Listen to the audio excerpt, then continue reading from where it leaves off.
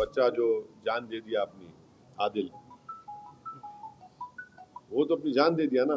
Financial action task force में उनको grey list में लाए, ग्रे लिस्ट में लाए तो उनको ये देखिए इलीगल पैसों से फाइनेंस कर रहे टेररिज्म ये लोग, और हम लोग पूरा उन पे साइबर अटैक करना। हमारे पास एथिकल हैकर्स है हमारे पास। शहीद अफरीदी ने ऐसा स्टेटमेंट किया है, भारत खुद ही अपने लोगों को मारता है और फिर बाद में हमारे ऊपर नाम लेता है। कौन है जी इन्हें? शहीद अफरीदी कौन है? कौन है इन्हें? आईएसआई हो या आईसिस हो, आईसिस खुरासान हो, या फिर आपके जो डीप स्टेट है या एस्टेब्लिशमेंट है पाकिस्तान का, वो तो यही चाहते हैं कि इस देश में हमेशा के लिए हिंदू मुसलमानों के झगड़े चलते रहें। तो इसीलिए उन्होंने हरकत की, और उनका वहाँ कश्मीर में जाकर नॉन मुस्लिम को, हमारे हिंदू भाई बहनों को मारने का मकसद एक ही था कि कश्मीर को बताना चाह रहे थे कि यहाँ कोई नॉन मुस्लिम नहीं आ सकता। तो उनका मकसद वही है।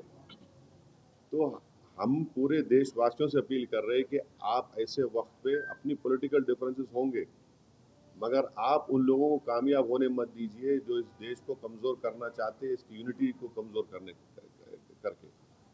कश्मीर पर जैसा कि नाम लेकर मारा गया कहा जा रहा है, तो उसी तरह से हर मुल्क में हिंदू मुस्लिम किया जा रहा है। बीजेपी लीडर जो है तो नाम लेकर पूछ कर मार रहे हैं। दादर का वाकया सामने आया है। तो ठीक है, वो जो कर रहे हैं गलत कर रहे हैं, वो लोग मुल्क के मुफाद में काम नहीं कर रहे, हम उसका मजम्मत करते, कंडेम करते हैं। अब आपके ही डिप्टी चीफ मिनिस्टर महाराष्ट्र के, वो खुद बोल रहे कि वो जो बच्चा जो जान दे दिया अपनी, आदिल, वो तो अपनी जान दे दिया ना। वो कहाँ देख रहा था कि मुसलमान है, हिंदू देख रहा, इंसान को देख रहा था। वो जान बचाने के लिए वो टेररिस्ट से वेपन छीनने की कोशिश किया, उसको मार दिए। तो ये जो अगर हमारे देश में से कोई कर रहा है गलत है, ये इसको हम कंडेम करते हैं। सरकार ने जो अल्टीमेटम दिया था कि जितने भी पाकिस्तानी हैं उनको पाकिस्तान भेजा जाए, वो चले जाए, मगर यहाँ की राज्य सरकार में जो है देवेंद्र फडणवीस बोल रहे कि पूरे गए और एकनाथ शिंदे जी बोल रहे 160 अभी बाकी है। मेरे को नहीं मालूम है, ये तो गवर्नमेंट को। युद्ध कितना महंगा पड़ेगा भारत को? अरे भाई, अभी गवर्नमेंट को छोड़ो ना, ऐसा लूज टॉक मत करिए। गवर्नमेंट का डिसीजन होगा, गवर्नमेंट पूरा सोच के फैसला करेगी। मेरा मानना ये नहीं सुनिए, एक मिनट सुनिए। गवर्नमेंट क्या करेगी नहीं करेगी वो गवर्नमेंट तय करेगी। हमारा बोलना, अपोजिशन कहता है कि आप इस पर स्ट्रांग एक्शन लीजिए, ये खत्म होना ये चीज। अब वो कैसा एक्शन लेंगे, क्या लेंगे, गवर्नमेंट पे तो थोड़ा आपको तो उनको उन पे छोड़ना पड़ेगा ना। अब ये टीवी चैनल पे एंकर बैठकर ऐसा बोल रहे, ऐसा होगा ऐसा, अरे भाई ये मजाक है क्या? ये ऐसा गवर्नमेंट तय करेगी, क्या डिसीजन होगा वो तय करेंगे। मगर हम मेरा डिमांड ये है कि पाकिस्तान को फिर से FATF की ग्रे लिस्ट में लाना जरूरी है। फाइनेंशियल एक्शन टास्क फोर्स में उनको ग्रे लिस्ट में लाए, ग्रे लिस्ट में लाए तो उनको ये देखिए इलीगल पैसों से फाइनेंस कर रहे टेररिज्म ये लोग। कोई वाइट का पैसा नहीं कि इलीगल पैसे से। तो FATF की दोबारा लिस्ट की ग्रे लिस्ट में पाकिस्तान को डालना जरूरी है। हम डिमांड करेंगे ये गवर्नमेंट से कि उनको FATF की ग्रे लिस्ट में डालो आप, तभी जाकर उनका होगा। और हम लोग पूरा उन पे साइबर अटैक करना। हमारे पास एथिकल हैकर्स है हमारे पास। नेवल और एयरफोर्स ब्लॉकेट कर सकते, इंटरनेशनल लॉ में कर सकते हम। और अगर कल कोई एक्शन गवर्नमेंट लेगी तो यूनाइटेड नेशन का कानून है आर्टिकल 51, जो सेल्फ डिफेंस में आपको राइट देता, और नॉन स्टेट एक्टर्स के खिलाफ भी आप एक्शन ले सकते। तो ये सब चीजें हैं। और भारत के संविधान में आर्टिकल 355 है। 355 के तहत कोई स्टेट में अगर एक्सटर्नल एग्रेशन होता तो सरकार की जिम्मेदारी उसको रोकने की। शहीद अफरीदी ने ऐसा स्टेटमेंट किया है, भारत खुद ही अपने लोगों को मारता है और फिर बाद में हमारे ऊपर नाम लेता है। कौन है जी इन्हें? शहीद अफरीदी कौन है? कौन है इन्हें? नाटक है क्या ये? छोड़ो ना, तुम क्या जोकरों का नाम ले रहे मेरे सामने, छोड़ो ना इन लोगों को। क्या भारत उनको जो प्रोटेस्ट करने जा रहे हैं कैसा है उसका? देखिए फोटो, जी देखिए ना फिर। तो क्या आगे का?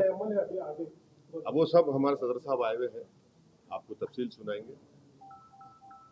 मगर हमारा देखिए, आपको समझा रहे, पंढरपुर की मंदिर है, पंढरपुर की मंदिर में ट्रस्टी कौन हो सकता है बोलो आप? हिंदू हो सकता है ना, नॉन हिंदू नहीं हो सकता ना। अब उसमें आप हम कोई बोले नहीं नॉन हिंदू को बनाओ, वो तकलीफ होती नहीं होती? हम भी वही बोल रहे हैं। वक्फ बोर्ड में क्यों आप बनाना चाह रहे हैं नॉन मुस्लिम को? आपका उधर फेथ है, आपका मामला है, तो हमारा भी तो है ना। हम कहाँ अलग है? रिलीजन है ना, वो रिलीजन है तो हमारा भी तो रिलीजन है। आप पंढरपुर में अगर नॉन हिंदू को नहीं बना सकते तो वक्फ बोर्ड में कैसे बनाएंगे आप दो को? क्या पूरा मेजोरिटी बना सकते? क्या बोलो आप? लेकिन बनाया नहीं जाता, लेकिन प्रावधान तो है, बन भी सकता अरे क्या बन है। नहीं, कानूनी बंदी तो नहीं सुनिए है, सुनिए, देखिए आपको नहीं मालूम, मैंडेटरी दो को बनाने का है और दूसरे सेक्शन में रिलीजन न्यूट्रल है, तो बढ़ के भी बना सकते हो लोग। दो को तो मैंडेटरी बना ही नहीं, बना है नॉन मुस्लिम को, कैसे बनाएंगे आप? भाई मेरा आर्टिकल 26 के तहत मेरे को ये राइट है कि मैं अपने पसंद के रिलीजियस चैरिटेबल इंस्टीट्यूट को कायम करूं, और वक्फ प्योर रिलीजियस इंस्टीट्यूशन है और हम उसको कायम करें, उसको एडमिनिस्टर करने का राइट आर्टिकल 26 मेरे को दे रहा है। मूवेबल इमूवेबल प्रॉपर्टीज लेने का राइट मुझे आर्टिकल 26 दे रहा है।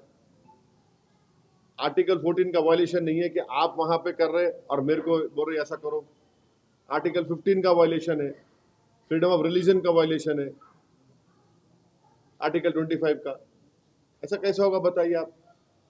और एक बात बताइए ना, आप लोग पूछते क्यों नहीं? आप लोग मीडिया वाले डर रहे कहीं को, मेरे को समझ नहीं आ रहा। महाराष्ट्र के ये कानून से भारत का सबसे बड़ा दौलतमंद जो आदमी है, जो खोजाओं के यतीम खाने पे अपना महल बना लिया, सेक्शन 2C के तहत वो मालिक बन गया। आज की तारीख में नरेंद्र मोदी ने जो कानून बनाया, सेक्शन 2C पढ़ो आप, any trust form before this act and after this act will not be Waqf property. क्यों? और आगा खानी को क्यों लेके आए? आगा खानियों से मोहब्बत भी ना पे नहीं लेके आए। अगर आगा खानियों की मोहब्बत पे लेके आते तो नरेंद्र मोदी जाके जकिया जाफरी से मिलते थे। वो आगा खानी है। ईसान जाफरी को काट के उनके जिस्म को जला दिया गया था।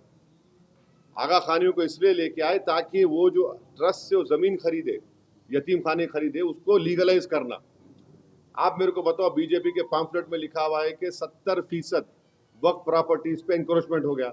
अगर 70% है तो आप लिमिटेशन एक्ट अप्लाई करके उनको ओनर क्यों बना रहे? आप ओनर बना रहे ना उनको।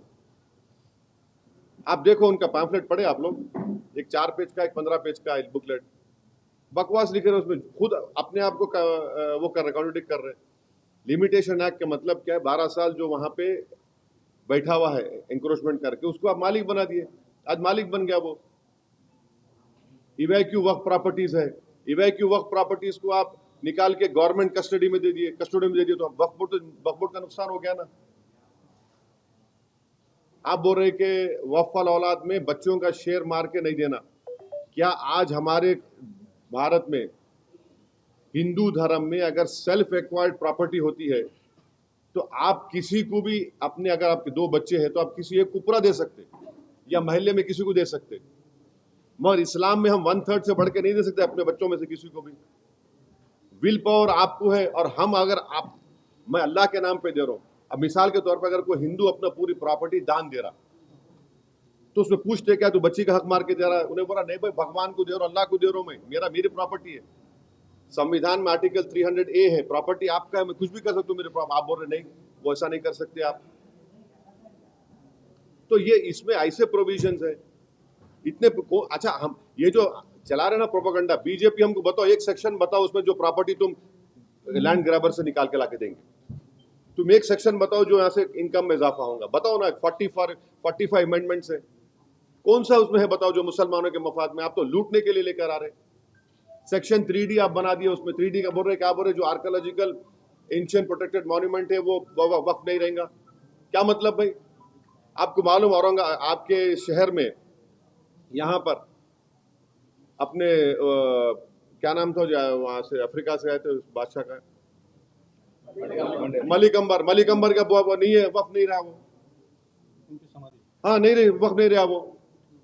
कैसा होता बोलो? वो सेक्शन 3D में आप बोल दिए मलिक अंबर की खबर आप वक्फ नहीं है,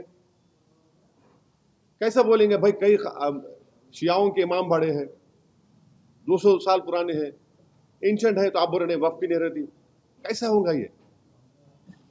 अब आपका पंचक्की है, आप पंचक्की बोलेंगे नहीं है, दरगाह नहीं है, वो वक्फ नहीं है क्योंकि एएसआई का मॉन्यूमेंट है वहां पे। कि आप तो छीन रहे हैं ना हमारे से, बचा रहे कहां आप? कौन सा सेक्शन है बताओ आप? अब आप बोल रहे हैं कि 6 महीने के अंदर पूरा पोर्टल पे चढ़ाओ। कैसे चढ़ा 6 महीने में? बोलो आप। जो नहीं चढ़ाए वो वक्त नहीं रहेगा।